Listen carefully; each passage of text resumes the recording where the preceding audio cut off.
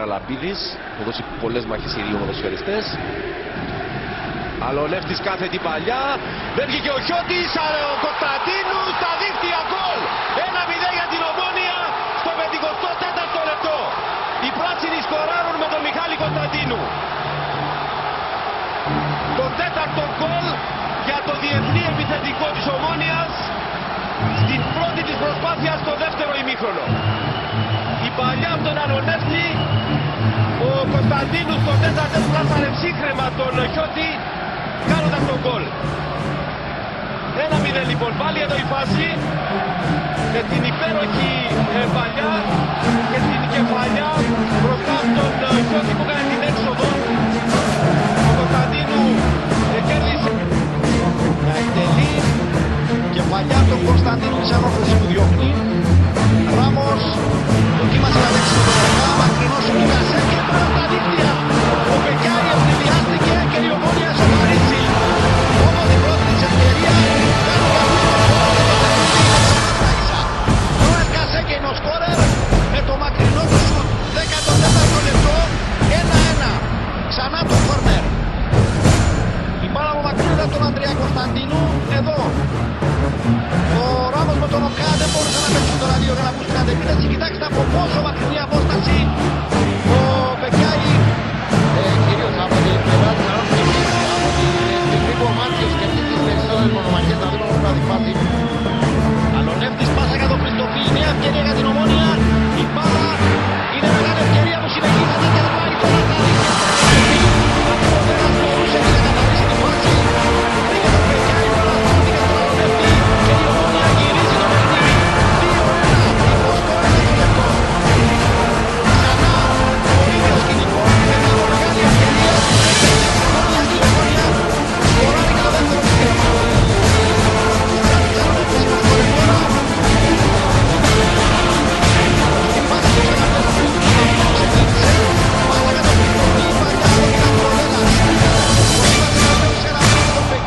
Η μπάλα στρώθηκε στον Αλονεύτη με τον τερματοφύλακα της ανόρθωσης έξω δετερωμένο. Ο Αλονεύτης είχε πλέον εύκολη δουλειά να δει δίκτυα και τον Σκοπελίτη. Μακρύδης, δεν υπάρχει offside, το Εφρέμ βγαίνει τώρα. Είναι στην περιοχή μέσα, μεγάλη ευκαιρία για την Ομόνοια και το 3-1 είναι γεγονός. 3-1 για την Ομόνοια, 67ο λεπτό. Σας είχαμε πει νωρίτερα πως οι ισορροπίες είναι λεπτές, δεν παίζει ρόλο ποια ομάδα έχει την υπεροχή και τον έλεγχο στο παιχνίδι. Σε αυτό το δεύτερο ημίχρονο η ανόρθωση και την πρωτοβουλία, η Ομόνοια όμως σκοράρει και κάνει πλέον τα πράγματα.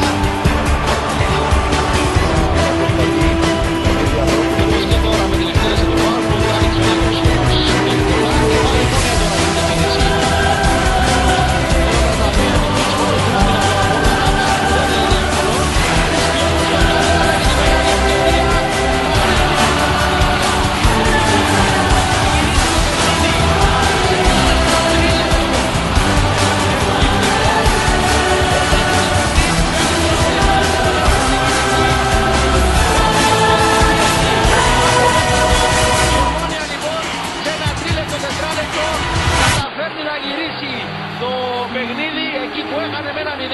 πολύ περισσότερο εκεί που έδειξε να μην βρίσκει τον τρόπο, τα καταφέρνει. Εδώ χτυπά, θα λέγαμε με τον τρόπο που ο Απόλλωνας δοκίμασε να στηρίξει το παιχνίδι. Thank you.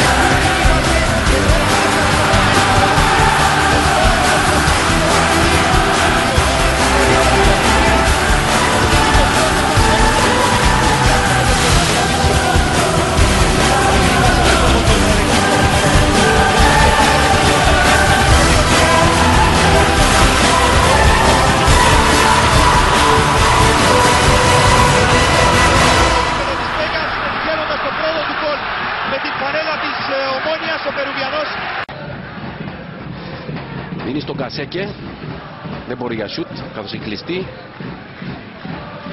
Ντάβιτσον στο Χριστοφί. Πάει πλάγια, η σέντρα ψηλή, έχει ευκαιρία ο Λεάντρο, κάνει κεφαλιά.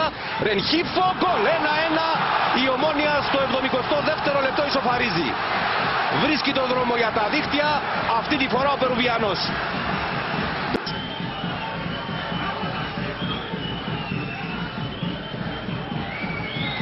Κακά. Θα κάνει πάλι παλιά προς την περιοχή. Ο Μακρύδης κάνει κεφαλιά, είναι ο Ζουράφσκι που σηκώνει την μπάλα. Διώχνουν όπως Ζουράφσκι, το σουτ, γκολ! Η Ομόνοια σκοράρει στο 6ο λεπτό των καθυστερήσεων με τον Ζουράφσκι. Γκολ λοιπόν και ανατροπή, η Ομόνοια παίρνει την νίκη.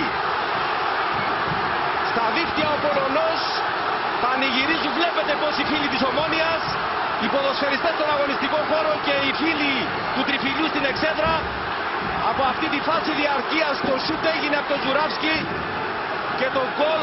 Η Ομόνοια παίρνει τη νίκη, ανατροπή και 3 βαθμοί. Εδώ δείτε και πάλι το γέμισμα που έγινε. Πρώτη κεφαλιά, η μπάλα διεκδικείται, διώχνουν οι παίκτες του Ερμή και ο Ζουράφσκι με αυτό το σουτ